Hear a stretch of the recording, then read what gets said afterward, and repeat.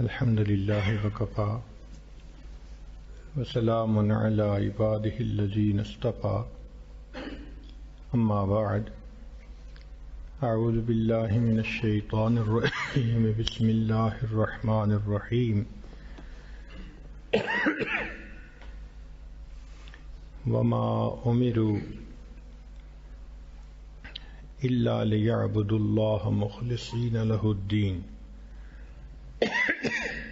وقال الله تعالى في مقام آخر ألا لله الدين الخالص وقال رسول الله صلى الله عليه وسلم إنما الأعمال بالنيات وإنما لامرئ ما نوى سبحان ربك رب العزة عما يصفون وسلام على المرسلين والحمد لله رب العالمين اللهم صل على سيدنا محمد وعلى آل سيدنا محمد وبارك وسلم اللهم صل على سيدنا محمد وعلى آل سيدنا محمد وبارك وسلم اللهم صل على سيدنا محمد وعلى آل سيدنا محمد وبارك وسلم۔ انسان جو بھی زندگی میں عمل کرتا ہے اس کے پیچھے کوئی نہ کوئی نیت ہوتی ہے۔ اگر تو نیت ہو کہ اس عمل سے اللہ مجھ سے راضی ہو جائیں، اللہ رب العزت خوش ہو جائیں، تو یہ عمل نیکی میں شمار ہوتا ہے۔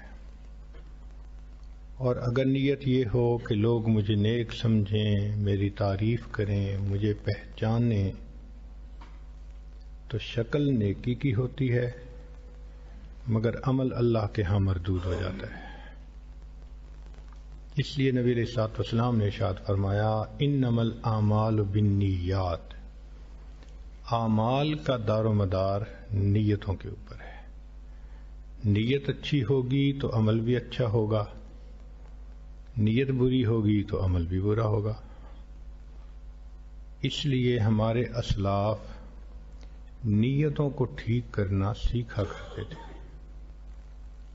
ایک بزرگ فرماتے تھے حاتم رحمۃ اللہ علیہ کہ میں نے 8 سال اپنے شیخ کے پاس رہ کر صرف نیت کو ٹھیک کرنا سیکھا، 8 سال لگے، اور آج ہم اس کو اتنا اہم ہی نہیں سمجھتے۔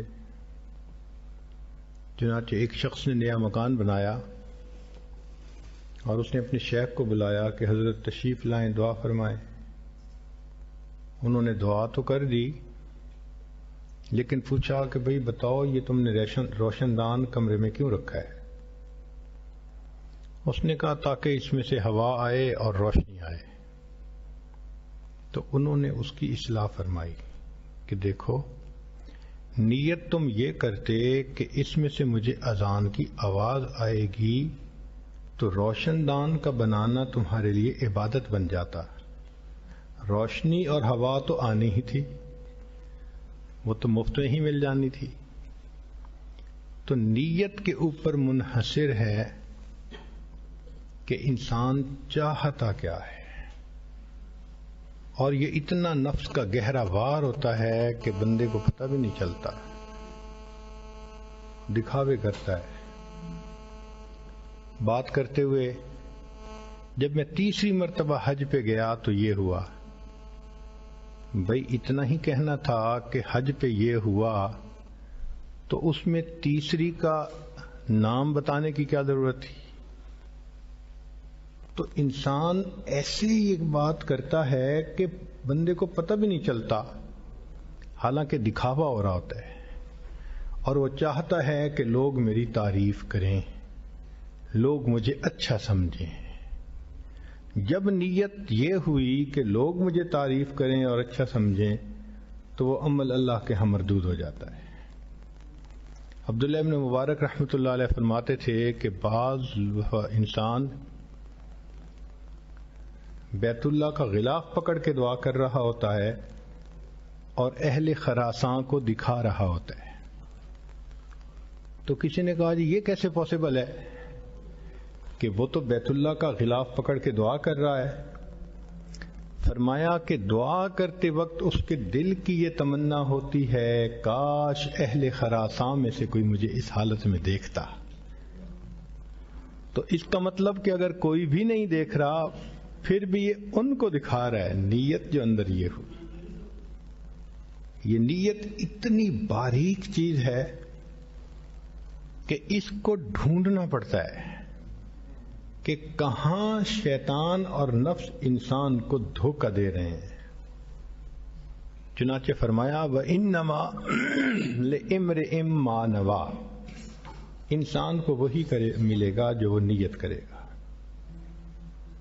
ایک جگہ فرمایا نیت المؤمن خیر من عملہ، کہ مومن کے اس کی نیت زیادہ بہتر ہوتی ہے. کیوں فرمایا؟ کہ نیت کرنے سے تو ثواب مل جاتا ہے، ایک نیکی فوراً لکھ دی جاتی ہے جیسے بندہ عمل کی نیت کرتا ہے. اب عمل کرے یا نہ کرے یہ تو بعد کی بات ہے نا. تو عمل کا ثواب ملا یا نہ ملا، نیت پہ تو فوراً ثواب مل گیا نا. اس کا مطلب کہ نیت عمل سے زیادہ بہتر ہو گئی. تو کس نیت سے ہم کیا کام کر رہے ہیں، اللہ رب العزت اس چیز کو آزماتے ہیں، اسی کو دیکھتے ہیں، اسی کو پرکھتے ہیں. چنانچہ علماء نے لکھا ہے کہ اگر آدمی ایک کام میں کئی نیتوں کو جمع کر لے تو اس کا ثواب بڑھ جاتا ہے. مثال کے طور پہ نیت یہ کرے کہ میں مسجد میں جاتا ہوں، اللہ کے منادے کی آواز پر لبیک کہتا ہوں، ثواب مل گیا.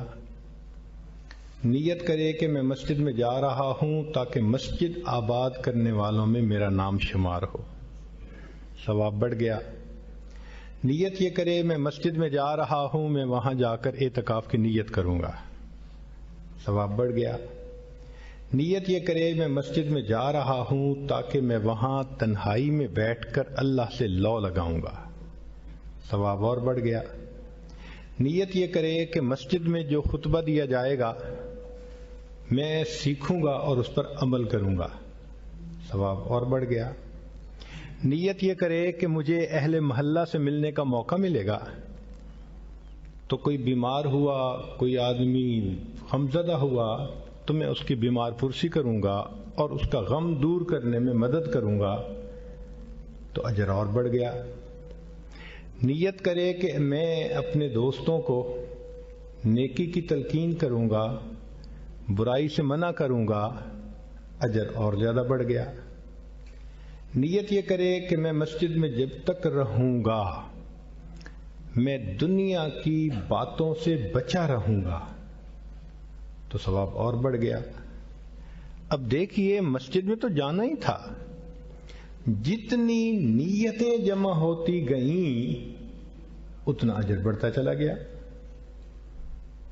حتیٰ کہ محدثین نے لکھا ہے کہ آدمی اپنا لباس جو بدلتا ہے اس میں 40 نیتوں کو جمع کر سکتا ہے، ہمیں پتہ ہی نہیں ہے. میں اپنا سطر چھپا رہا ہوں، اللہ نے فرمایا تم مزین کرو مسجد میں جانے کے لیے، تو میں اپنے آپ کو مزین کر رہا ہوں، میں اپنے عیب کو چھپا رہا ہوں. اب اللہ جمیل و یحب الجمال، اللہ خوبصورت ہیں، خوبصورتی کو پسند کرتے ہیں، تو لباس پہن کے اللہ کی نظر میں میں خوبصورت بن جاؤں گا. میرے جسم کا میرے اوپر حق ہے، میں جسم کو سردی سے بچا رہا ہوں. اب نیتیں بڑھتی چلی جائیں گی، اجر بڑھتا چلا جائے گا. اب کس عمل میں کتنی نیتیں کر سکتے ہیں یہ تو ہمیں سیکھنا پڑے گا نا. اس لیے بزرگوں کی صحبت میں بیٹھ کر نیت کرنا بھی سیکھنا پڑتا ہے کہ مجھے نیت کیا کرنی ہے. 8 سال بزرگوں کی صحبت میں رہ کے ہمارے اکابر نیت کرنا سیکھا کرتے تھے. نیت عمل کو جائز بنا دیتی ہے، نیت اسی عمل کو ناجائز بنا دیتی ہے۔ وہ کیسے کہ مولانا یحییٰ رحمۃ اللہ علیہ گرمی کے موسم میں ایک کنویں کے اوپر جاتے، شاگرد ساتھ ہوتا تو وہاں غسل فرماتے تھے، تو شاگرد ان کے اوپر پانی کے ڈول ڈالتا جاتا تھا، درجنوں ڈول ڈالتے۔ اب ایک پڑوسی تھا جو حضرت کا عقیدت مند بھی تھا، محبت کرتا تھا، وہ وہاں سے گزرتا تو گزرتے ہوئے کہہ دیتا، خود تو ہمیں تو کہو اسراف ہووے اور خود کیے جاؤ۔ یہ الفاظ کہتا، دیکھتے ہی کہتا کہ ہمیں تو کہو اسراف ہووے اور خود کیے جاؤ۔ تو حضرت جواب میں اتنا کہیں، تیرے لیے حرام میرے لیے حلال۔ وہ چلا جاتا تھا۔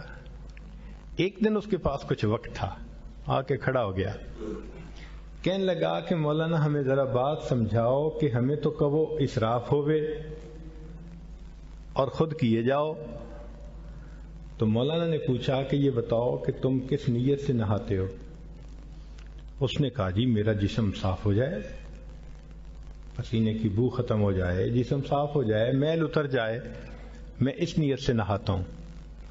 فرمایا چونکہ تمہاری نیت یہ ہے اس لیے اب تمہارے لیے لمیٹڈ ڈول ڈالنا ضروری، اس سے زیادہ ڈالو گے تو اسراف کہلائے گا، فضول خرچی ہوگی۔ کم سے کم پانی میں جسم کی میل دور کرو، ختم۔ اس نے کہا جی تو آپ نیت کیا کریں؟ فرمانے لگے گرمی کا موسم ہے اور میری طبیعت میں گرمی ہے تو میں ٹھنڈک حاصل کرنے کی نیت سے غسل کر رہا ہوں۔ اب میرے اوپر 1000 ڈول بھی کوئی پانی کے ڈال دے گا تو میرے لیے جائز ہوگا۔ تو دیکھیے ایک ہی عمل ہے، میل دور کرنے کی نیت کی تو 2-4 ڈول میں نہانا کافی، زیادہ اگر ڈالیں گے تو اسراف کہلائے گا، فضول خرچی کا گناہ ہوگا۔ اور اگر نیت ہے کہ جی میں نے ٹھنڈک حاصل کرنی ہے تو چاہے 10,000 ڈول ڈالو ٹھنڈک حاصل کرنے کے لیے۔ تو ایک ہی عمل نیت کی اچھائی کی وجہ سے نیکی بن گیا اور نیت کے کوتاہی کی وجہ سے وہ گناہ بن گیا۔ تو نیت کا سیکھنا اور ٹھیک نیت کا کرنا یہ انتہائی ضروری ہوتا ہے۔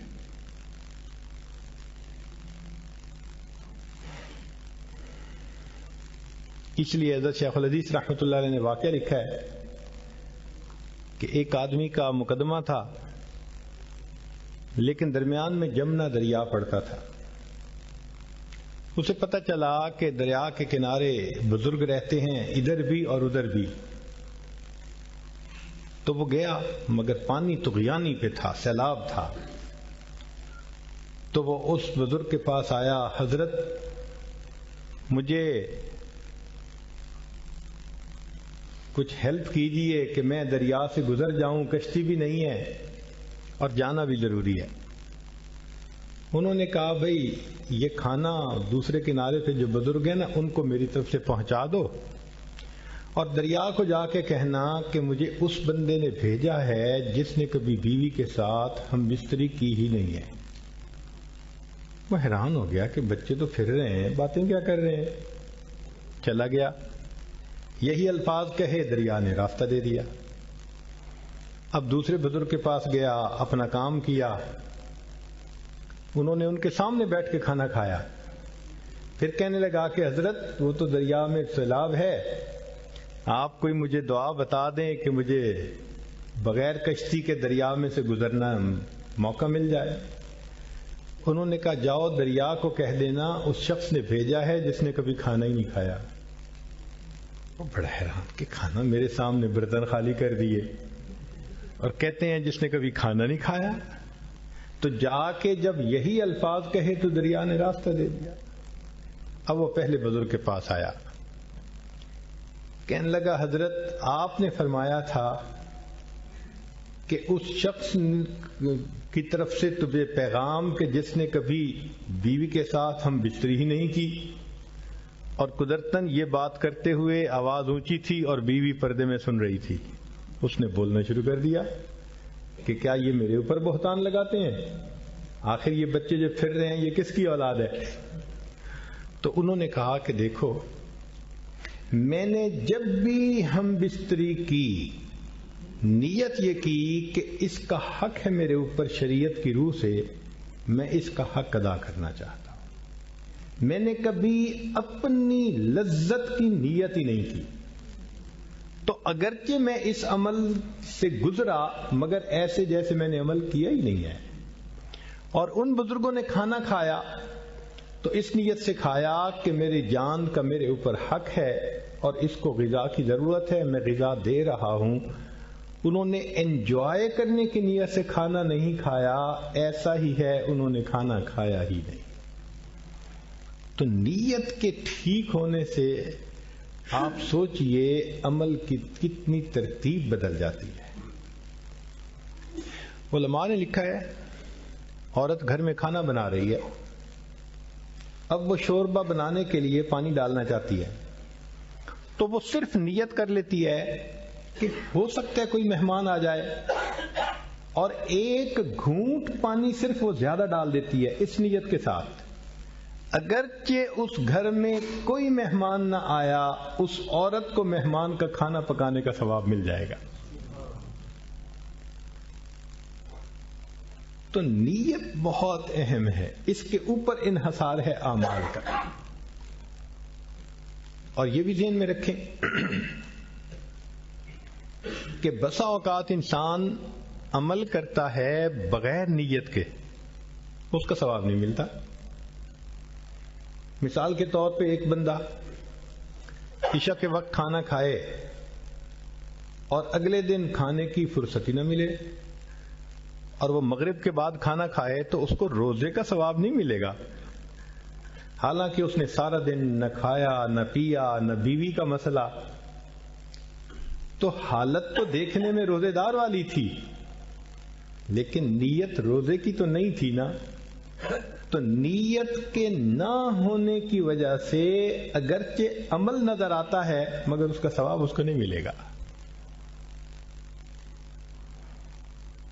نیت ہونا ضروری۔ اب اس کی ذرا تفصیل سنیے۔ اکثر و بیشتر لوگوں کی عادت ہے کہ رات کو سوتے ہوئے اپنے کپڑے بدل کے سوتے ہیں، نائٹ سوٹ پہن لیتے ہیں۔ چنانچہ جو آدمی عادتاً ایسا کر لے اس کو ثواب نہیں ملتا، اس لیے کہ اس نے عادت کی وجہ سے ایسا کیا۔ ہاں، کوئی بندہ اگر وہ پہنتے ہوئے نیت کرے کہ نبی علیہ الصلوۃ والسلام کی عادت مبارکہ تھی، آپ رات کو کپڑے بدلا کرتے تھے، میں اس لیے کپڑے بدل کے سو رہا ہوں، اب کپڑوں کا بدلنا اس کے لیے عبادت بن جائے گا۔ تو ہم اپنی عادت کو عبادت بنانے کی کوشش کریں۔ دوسری مثال، اکثر لوگوں کی عادت ہوتی ہے جب بچہ بیبی ہو اور سامنے آئے اس کو اٹھاتے ہیں، پیار کرتے ہیں، کس کرتے ہیں۔ ایک باپ کو اللہ نے شفقت دی ہے، وہ ایسا عمل کرتا ہے۔ عادتاً کریں گے ثواب نہیں ملے گا، اور اگر پیار کرتے ہوئے یہ نیت کریں گے کہ نبی علیہ السلام نے فرمایا ریح الولد من ریح الجنہ، کہ باپ جب اپنے بیٹے کو بوسہ دیتا ہے تو بیٹے کے جسم کی جو مہک ہوتی ہے وہ جنت کی خوشبوؤں میں سے ہے۔ اب اگر بوسہ دے گا تو بوسہ دینا عبادت بن جائے گا۔ تو ہمیں اپنی عادتوں کو اپنی عبادت بنانا چاہیے، اور جو کام بے نیت کے ہم کرتے ہیں ان میں نیت کرنی چاہیے۔ چنانچہ علماء نے لکھا ہے کہ اس امت کو بے نیتی سے جتنا نقصان ہوا ہے بد نیتی کے عملوں سے اتنا نقصان نہیں ہوا، اس لیے کہ بلا نیت کے عمل کیا، عمل کا اجر ہی کوئی نہیں، وقت ضائع ہوا۔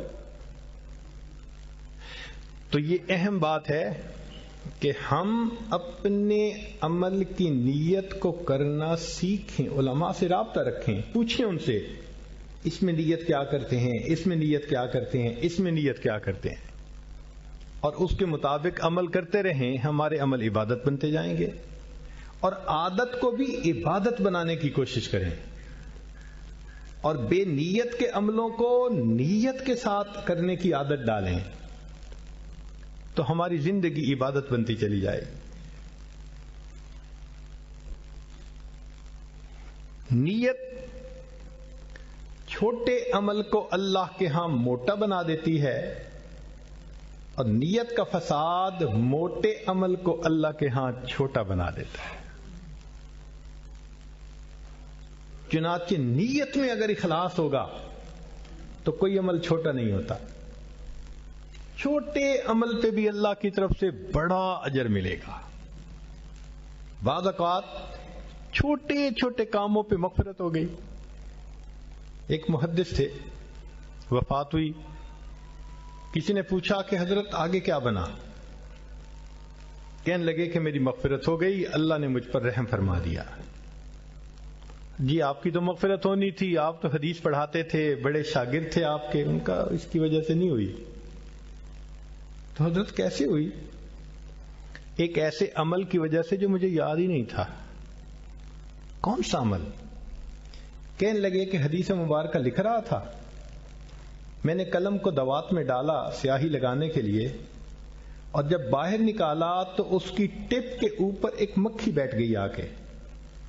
تو میں نے ذہن میں سوچا یہ پیاسی ہوگی تو یہ پینا چاہتی ہے، تو جسٹ 1 سیکنڈ کے لیے میں نے اپنے قلم کو وہیں روکا، مکھی اڑ گئی، میں نے لکھنا شروع کر دیا. رب کریم نے فرمایا کہ تم نے ایک مکھی کی پیاس کا اتنا خیال رکھا، اس کے بدلے میں تمہیں جہنم کی پیاس سے آزاد فرما دیتا ہوں. عمل کتنا چھوٹا ہے، اجر کتنا بڑا ملا. امام ربانی مجدد الثانی رحمۃ اللہ علیہ فرماتے ہیں، میں بیٹھا لکھ رہا تھا قرآن و حدیث کی عبارت، اچانک مجھے تقاضا محسوس ہوا، تو میں اٹھا اور میں گیا تقاضے سے فارغ ہونے کے لیے. تو فرماتے ہیں کہ میں نے دیکھا جیسے ہی میں تقاضے کے لیے بیٹھنے لگا کہ میرے انگوٹھے کے اوپر سیاہی لگی ہوئی تھی.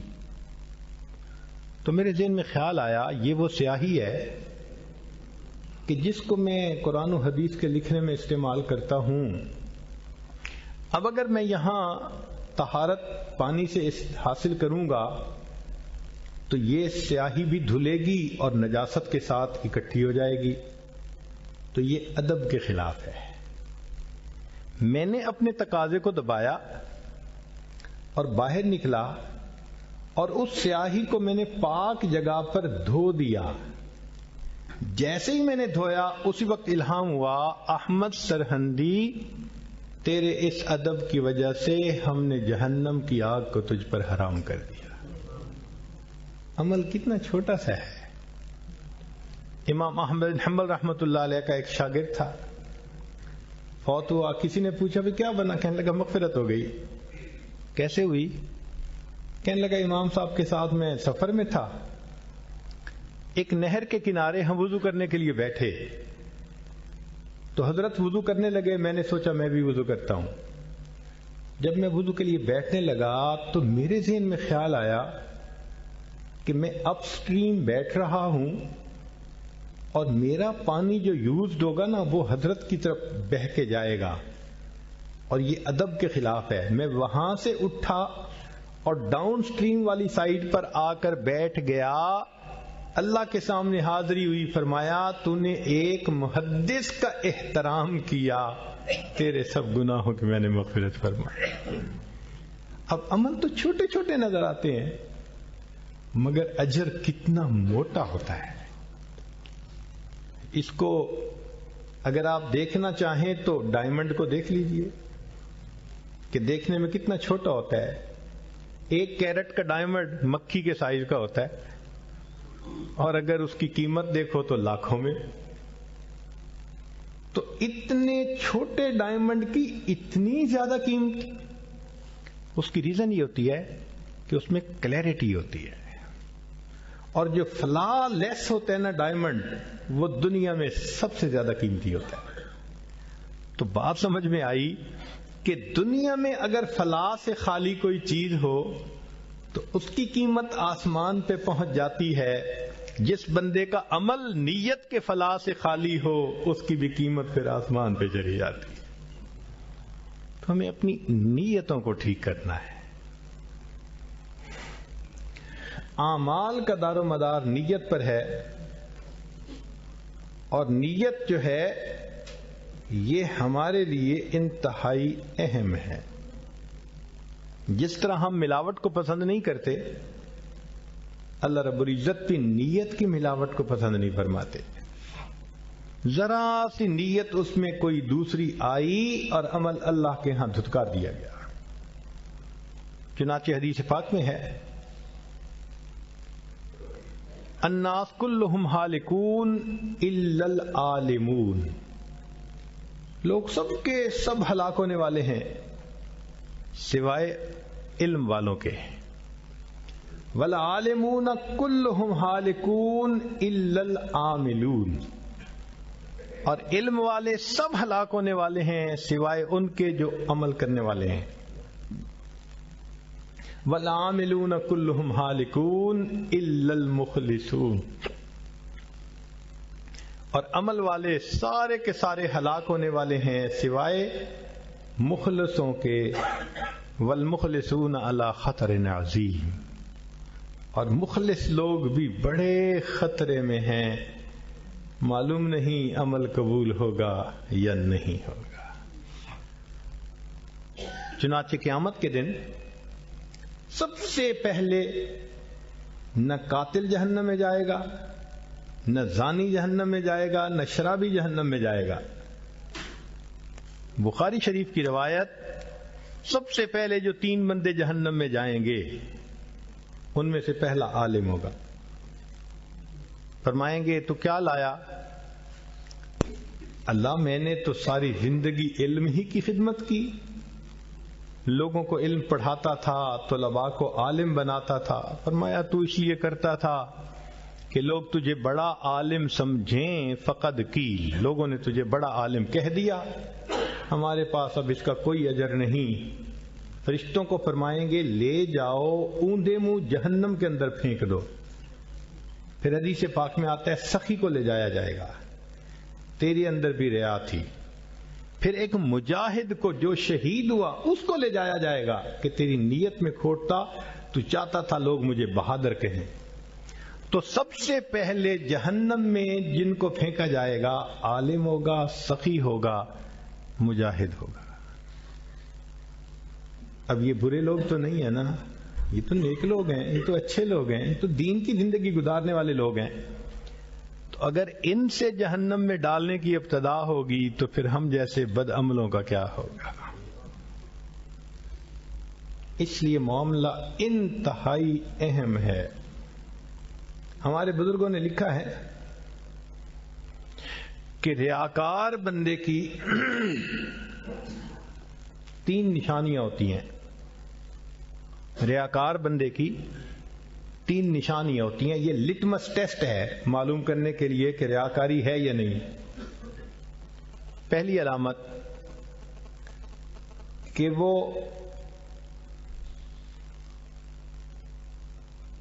جلوت میں چست ہوتا ہے، خلوت میں سست ہوتا ہے۔ لوگ ہیں تو ماشاءاللہ 8 رکعت تہجد پڑھی جا رہی ہے، دعا بھی لمبی مانگی جا رہی ہے۔ اکیلے ہیں تو بس 4 رکعت کافی، اور دعا بھی مختصر سی۔ تو جب تنہائی میں عمل تھوڑا، لوگوں کے سامنے زیادہ اور لمبا، تو یہ اس کے ریاکار ہونے کی علامت ہوتی ہے۔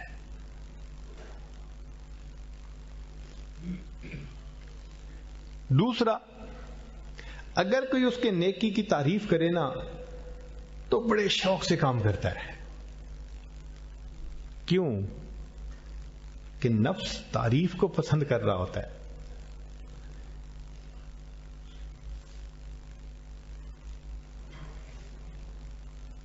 اور اگر کوئی تعریف نہ کرے تو ایکسپیکٹ کرتا ہے کہ جی میری تعریف ہو. اور تیسری علامت کہ اگر کوئی اس کو ملامت کر دے تو عمل چھوڑ دیتا ہے. تو کسی کے ملامت کرنے پر دین کے عمل کو چھوڑ دینا یہ بھی ریا کہلاتی ہے. اگر آپ دیکھیں تو ہمارے اندر یا تو تینوں ہوگی نشانیاں یا تینوں میں سے کوئی نہ کوئی ایک تو ضرور ہوگی. تو پھر ہم سوچیں کہ ہم تو ریاکاروں والی زندگی گزارتے ہیں. فقی ابو اللہ سمرقندی رحمۃ اللہ علیہ کے پاس ایک آدمی آیا اور اس نے کہا کہ حضرت اخلاص کا لفظ تو بڑا سنا ہے ہم نے، کوئی پریکٹیکل مثال سمجھائیں کہ سمجھ میں آ جائے اخلاص یہ ہوتا ہے. انہوں نے فرمایا کہ بھئی یہ بتاؤ کہ تم نے کبھی چرواہے کو دیکھا ہے جو بکریاں چراتا ہے؟ جی دیکھا ہے. بھئی اس کو اگر نماز کا وقت آ جائے تو وہ وہیں مصلی بچھا کے نماز پڑھ لیتا ہے؟ جی. تو جب وہ نماز پڑھتا ہے تو اس کے ذہن میں طمع ہوتی ہے کہ یہ بکریاں میری تعریف کریں گی؟ ہم نے کہا نہیں، ذہن میں خیال ہی نہیں ہوتا، ذہن میں تصور ہی نہیں ہوتا کہ یہ بکریاں میری تعریف کریں گی، توقع ہی نہیں ہوتی. فرمایا جس طرح چرواہا بکریوں کے درمیان بیٹھ کر عبادت کرتا ہے اسے بکریوں سے تعریف کی توقع نہیں ہوتی، مخلص انسان دوسرے لوگوں کے درمیان بیٹھ کر عبادت کرتا ہے اسے ذرا بھی توقع نہیں ہوتی کوئی میری تعریف کرے گا. بندوں سے توقع ہی ختم ہو جاتی. وہ تو کر اللہ کے لیے رہا ہوتا ہے نا. یاد رکھیں یہ تعریفیں بھی اجرت ہیں. ذرا غور کیجئے گا، یہ تعریفیں بھی اجرت ہیں. کسی نے کہہ دیا جی آپ تو بڑے اچھے عالم ہیں، بڑی خدمت کر رہے ہیں. اب اگر اس پہ نفس پھولا اور دل خوش ہوا آپ کو اجر مل گیا. اب بتائیں اتنا جو عمل کرنے میں مجاہدہ کیا تو کیا اس کا یہی اجر تھا کہ لوگ ہمیں کہہ دیں جی آپ بڑے اچھے عالم ہیں، بڑے پیر ہیں اور بڑے فلاں ہیں؟ اگر اتنے پہ ہی سمٹ گیا کام تو ہم نے تو نقصان کا دھندا کر لیا. اس لیے دل میں توقع ہی نہ ہو کہ کوئی تعریف کرے ہماری. ہم تو کر اللہ کے لیے ہیں، کوئی کرے یا نہ کرے اس سے غرض نہیں، ہم تو اللہ کے لیے کر رہے ہیں کہ اللہ رب العزت تعریف فرمائے کہ میرے بندے نے اخلاص کے ساتھ میرے لیے عمل کیا. ہم لوگ ایک مرتبہ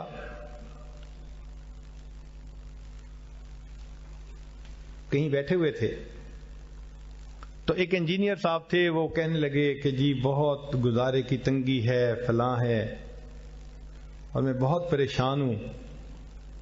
تو اتنے میں ان کا چیف اکاؤنٹنٹ آیا اور گزرتے ہوئے سلام کیا اور اس انجینئر کو کہنے لگا یار میں نے تمہارا ایک ووچر دیکھا ہے 50,000 کا. تو اس کی آنکھوں میں چمک آ گئی کہ 50,000 کا ایک ووچر بنا ہوا ہے تو میرے پیسے بنتے ہوں گے کہیں ٹی اے ڈی اے کے یا کوئی اور. یہ اسی وقت اٹھا جی میں جاتا ہوں، میں پیمنٹ لے کے آتا ہوں. تھوڑی دیر کے بعد آیا تو آنکھوں میں آنسو. ہم نے پوچھا کیا ہوا؟ کہنے لگا جی میں وہ اکاؤنٹس برانچ میں گیا اور اس نے ووچر نکالا تو ووچر کے اوپر پیڈ آف کی سٹیمپ لگی ہوئی تھی کہ یہ پہلے پے ہو چکا ہے. قیامت کے دن ہو بہو یہی ہوگا.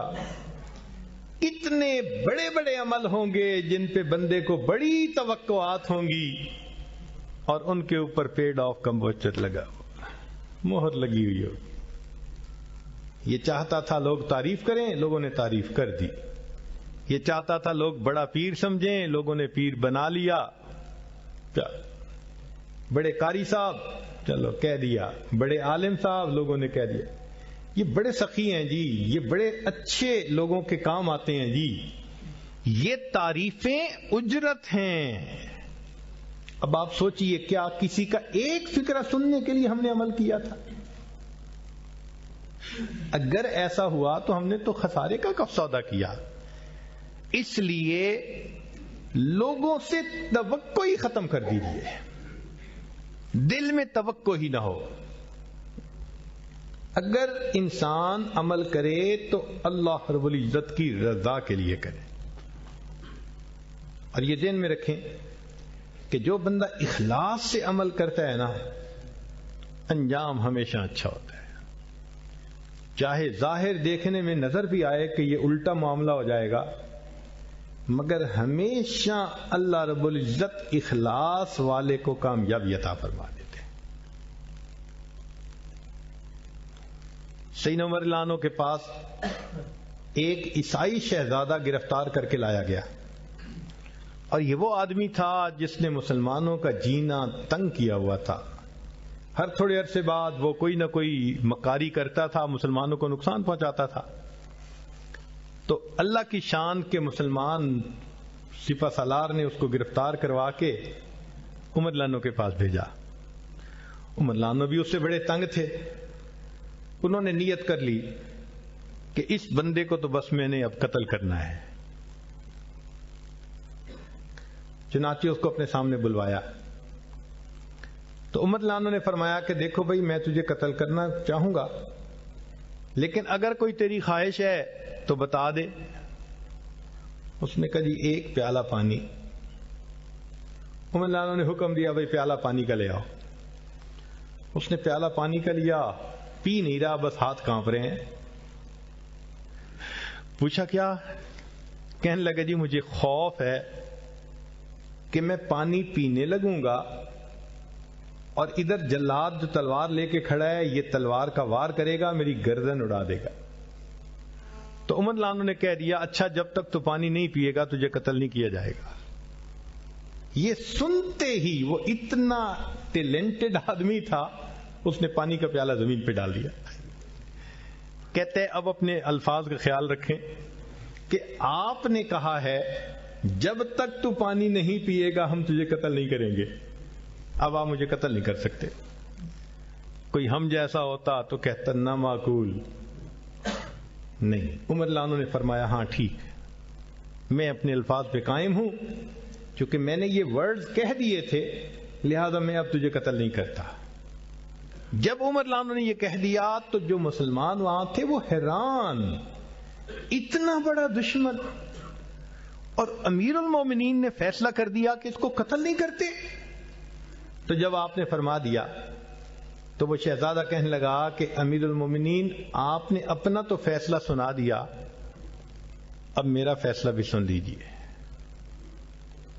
کہ میں نے یہ ہیلا اختیار کیا تھا آپ کو لاجواب کرنے کے لیے کہ آپ مجھے قتل نہ کر سکیں،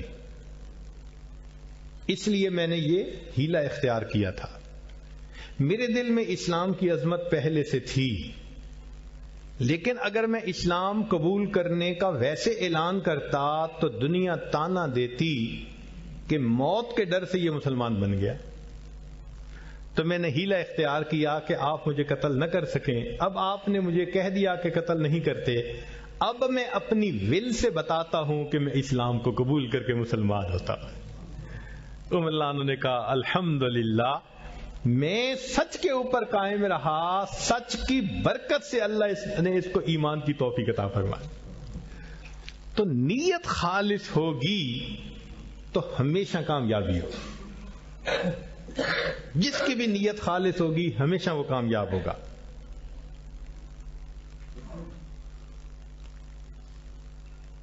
محدث بلگرامی رحمت اللہ علیہ وضو کر کے اٹھے اور غش آیا، چکر کھا کے گر گئے.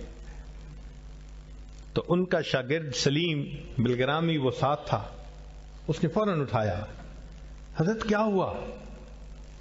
تو بتا دیا بھئی آج چھٹا دن ہے، بھوکا ہوں، کچھ کھایا پیا نہیں، تو نقاہت کی وجہ سے چکر آیا تو میں گر گیا۔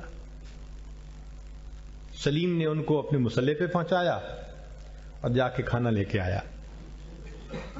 حضرت میری طرف سے کھانا پیش قبول فرما لیجیے، فرمایا نہیں میں قبول نہیں کروں گا۔ کیوں حضرت؟ فرمایا اس لیے کہ جب میں نے تمہیں بتا دیا کہ آج میں اتنے دن سے بھوکے ہوں اور تم چلے گئے تو میرے دل میں خیال آیا کہ تم میرے لیے کھانا لاؤ گے۔ یہ جو مخلوق سے توقع ہے یہ اشراف کہلاتا ہے، اور ہماری نظر میں یہ بھی حرام ہے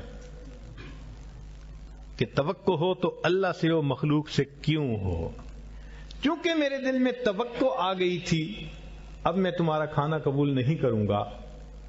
وہ شاگرد بھی سدھرا ہوا تھا، اس نے کھانا اٹھایا، اچھا حضرت اگر نہیں کھاتے تو ٹھیک ہے، السلام علیکم، اور کھانا لے کے چلا گیا۔ جیسے ہی دروازے سے باہر نکلا 2 منٹ کے بعد واپس آیا، حضرت جب میں کھانا لے کے نکل گیا تھا تو توقع ختم ہو گئی تھی نا؟ ہاں توقع تو ختم ہو گئی، میں اب تو پھر کھا لیجئے۔ تو دیکھیں نیت میں اخلاص تھا، منع کرنے کے باوجود اللہ نے جائز طریقے سے کھانا کھلا دیا۔ تو نیت اگر ٹھیک ہوگی تو کامیابی اچھی نیت والے کی ہوگی۔ کبھی بھی نہیں ہو سکتا کہ نیت اچھی ہو اور بندے کا انجام برا ہو، یہ پاسبل ہی نہیں ہے۔ نیک نیت کا انجام ہمیشہ اچھا ہوا کرتا ہے۔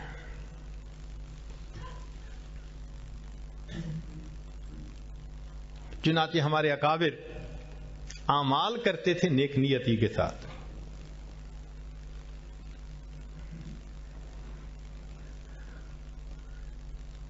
ہمارے ہاں ایک مدرسہ ہے جامعہ اشرفیہ، حضرت مفتی محمد حسن رحمت اللہ علیہ نے اس کو بنایا، جو حضرت تھانوی رحمت اللہ علیہ کے شاگرد تھے، خلیفہ تھے۔ اس جامعہ میں ایک عالم پڑھاتے تھے، اللہ کی شان کے کچھ مزاج کا اختلاف تھا، تو انہوں نے 1 سال اس جامعہ کے بالکل سامنے مکان لے کے اس میں جامعہ مدنیہ شروع کر دیا۔ اب اس گلی کے ادھر جامعہ اشرفیہ اور ادھر جامعہ مدنیہ۔ تو حضرت کے صاحبزادے نے یہ واقعہ سنایا، فرمانے لگے کہ میں بچہ تھا، ہمیں بڑا غصہ، ہمارے مدرسے میں ہی کھایا پیا پلے پڑھایا، ہمارے ہی سامنے مدرسہ بنا لیا، لاہور چھوٹا بڑا شہر تھا، اور چلے جاتے کہیں۔ تو میں نے ابو جی کو دیکھا تو میں نے کہا ابو جی دیکھا انہوں نے ہمارے ساتھ کیا کیا؟ والد صاحب نے کہا بیٹا کہاں جا رہے ہو؟ میں نے کہا کام کرنے۔ بیٹا کام کر کے آؤ، میں تمہیں اخلاص کا درس دیتا ہوں۔ کہنے لگے میں کام کر کے آ گیا۔ تو والد صاحب نے بٹھا لیا، فرمان لگے بیٹا ایک بات بتاؤ، اگر تمہارے سر کے اوپر بوجھ ہو اتنا کہ تمہاری گردن ٹوٹی جا رہی ہے، اتنا بوجھ ہو تم سے اٹھایا نہ جا رہا ہو، اور اس وقت میں کوئی بندہ آ جائے اور وہ کہ بھئی آدھا بوجھ مجھے دے دو میں تمہیں گھر پہنچا دیتا ہوں، وہ تمہارا دشمن ہوگا یا تمہارا دوست ہوگا؟ میں نے کہا ابو جی وہ تو دوست ہوگا۔ فرمایا دیکھو اتنا بڑا یہ لاہور شہر تھا اور ہمارا ایک مدرسہ تھا، پورے شہر کی مسئولیت کا بوجھ ہمارے سر پہ تھا۔ اب انہوں نے ایک مدرسہ بنا دیا تو مسئولیت کا بوجھ تقسیم ہو گیا، جو بوجھ کو تقسیم کر لے وہ دشمن نہیں ہوتا، وہ دوست ہوا کرتا ہے۔ اس کو اخلاص کہتے ہیں۔ حضرت مولانا خیر محمد جالندری رحمت اللہ علیہ حضرت اقدس تھانوی رحمت اللہ علیہ کے خلفاء میں سے تھے، حدیث پاک پڑھاتے تھے، بخاری شریف پڑھاتے تھے، بخاری شریف کا درس دے رہے تھے۔ ایک جگہ پر ایک اشکال وارد ہوا تو حضرت نے تھوڑی دیر سوچا، پھر حاشیہ بھی دیکھا، مگر اشکال رفع نہیں ہوا۔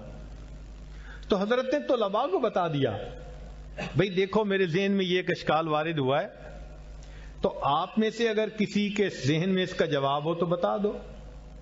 ہم جیسا ہوتا تو ویسے ہی گول کر جاتا، مگر یہ حضرات سچے لوگ تھے، علم کے ساتھ سچے تھے، کہ جب حدیث پڑھاتے ہوئے اشکال رفع نہیں ہو رہا تو آگے کیسے چلیں؟ طلباء نے کہا جی ہمیں بھی پتہ نہیں. تو حضرت کے ایک شاگرد تھے جن سے حضرت نے خود بخاری شریف پڑھائی تھی، مگر استعداد اچھی تھی، حاضر باش تھے، اور وہ حضرت کے ہاں ہی استاد لگ گئے تھے اور چھوٹی کتابیں پڑھاتے تھے، اور ساتھ والے کمرے میں وہ اپنا پیریڈ پڑھا رہے تھے. تو حضرت نے فرمایا بھئی اچھا میں ذرا ان سے پوچھ کے آتا ہوں، ذرا غور کیجئے. طلباء کے سامنے شیخ فرماتے ہیں، شیخ الحدیث، شیخ البخاری، کہ میں اپنے شاگرد سے ذرا پوچھ کے آتا ہوں. حضرت نے بخاری شریف اٹھائی اور چل پڑے.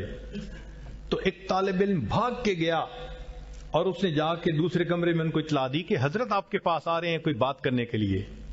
انہوں نے درس موقوف کیا اور وہ بھی کلاس سے باہر نکل آئے. تو برآمدے میں استاد اور شاگرد کی ملاقات ہوئی. تو استادوں نے پوچھا مولانا یہ دیکھیں یہاں ایک اشکال وارد ہو رہا ہے، تو آپ کو اگر اس کا جواب آتا ہو تو ذرا بتا دیجئے. شاگرد سے پوچھ رہے ہیں. ہمارے اکابر ایسے تھے اخلاص کی وجہ سے اپنے اصاغر سے بھی پوچھنے میں کوئی شرم محسوس نہیں کیا کرتے تھے کہ مولانا ذرا دیکھیں یہ ایک اشکال وارد ہوا ہے. انہوں نے دیکھا، ان کو یاد تھا، تو جیسے ہی انہوں نے دیکھا تو آگے سے انہوں نے جواب دیا حضرت جب میں آپ کے پاس بخاری شریف پڑھتا تھا اس وقت اس مقام پر پہنچ کر آپ نے اس کو ایسے حل کیا تھا، اور آگے اس کا جواب بتا دیا. یہ نہیں کہا کہ حضرت میرے سامنے میرے نزدیک جواب یہ نہیں. اخلاص تھا نا ادھر بھی اور ادھر بھی. شاگرد بھی ایسے بنے ہوئے تھے. استاد نے کہا کہ مجھے بتا دو تو شاگرد سے کہتے حضرت جب میں آپ کے پاس پڑھتا تھا اس وقت اس مقام پر پہنچ کر آپ نے اس کو ایسے حل فرمایا تھا، اور یہ کہہ کے آگے اس کا جواب بتا دیا. حضرت واپس تشریف لے آئے. جو مخلص ہوتے ہیں ان کے اعمال بھی انوکھے ہوتے ہیں. ہمیں بھی چاہیے کہ ہم جو کام کریں اللہ رب العزت کی رضا کے لیے کریں. چنانچہ جب مدائن فتح ہوا تو امیر لشکر نے اعلان کر دیا جس کے پاس مال غنیمت ہے وہ جمع کروا دے. 3 دن کا وقفہ دیا.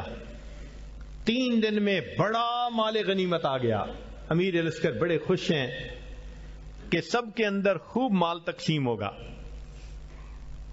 4تھا دن ہوا تو ایک سپاہی ملنے کے لیے آیا، اجازت مانگی. امیر لشکر نے اجازت دے دی. وہ آیا تو اس کے پاس ایک کپڑا تھا پرانا سا، اور اس نے اس کے اندر کوئی چیز لپیٹی ہوئی تھی. امیر لشکر نے پوچھا کہ یہ کیا ہے؟ اس نے کپڑا ہٹایا تو اس کے اندر دشمن کے بادشاہ کا تاج تھا. اس نے کہا جی کہ بادشاہ بھاگ گیا تھا، کسی جگہ چھپا تھا، اور میں نے قدرتاً اس کو وہاں پایا تو میں نے اس کو قتل کیا اور اس کا تاج میں نے اپنے پاس رکھ لیا. کسی بندے کو پتہ نہیں کہ یہ میرے پاس ہے یا نہیں تاج. کسی کو توقع بھی نہیں تھی کہ تاج یہاں ملے گا مال غنیمت میں. اس کو یا میں جانتا ہوں یا اللہ جانتا ہے. آپ نے حکم دیا مال غنیمت لے آؤ، تو میں تاج لے کے آیا ہوں جمع کروانے کے لیے. اب امیر لشکر نے اس مجاہد کو دیکھا کہ اس کا تو کپڑے سے پھٹے ہوئے ہیں، معمولی سے ہیں، غریب سا آدمی نظر آتا ہے، اور تاج کے اندر تو سبحان اللہ ایسے کیرٹ کے ڈائمنڈ تھے کہ اگر وہ ایک کو بیچتا تو زندگی مزے کی گزارتا. تو امیر لشکر بڑے حیران ہوئے کہ پتہ بھی کسی کو نہیں، کسی کو توقع بھی نہیں کہ یہ لا کے جمع کروائے گا. پھر اس نے اپنے پاس نہیں رکھا، اعلان ہونے پر اس نے تاج کو لا کے جمع کروا دیا. تو امیر لشکر نے مسکرا کے اس کی طرف دیکھا اور اس پہ پوچھا اچھا بتاؤ تمہارا نام کیا ہے؟ جب امیر لشکر نے پوچھا کہ تمہارا نام کیا ہے، اس مجاہد نے فوراً پیٹھ پھیری اور جانے کے لیے 2 قدم اٹھائے، اور قدم اٹھاتے ہوئے کہا جس اللہ کی رضا کے لیے یہ تاج میں نے لا کر جمع کروایا وہ میرا نام بھی جانتا ہے، میرے باپ کا نام بھی جانتا ہے۔ جس اللہ کی رضا کے لیے یہ عمل میں نے کیا ہے وہ پروردگار میرا نام بھی جانتا ہے، میرے باپ کا نام بھی جانتا ہے۔ ہمارے اکابر ایسے مخلص تھے۔ اللہ رب العزت ہمیں بھی ہر عمل اخلاص کے ساتھ کرنے کی توفیق عطا فرمائے۔ وآخر دعوانا ان الحمد للہ رب العالمین۔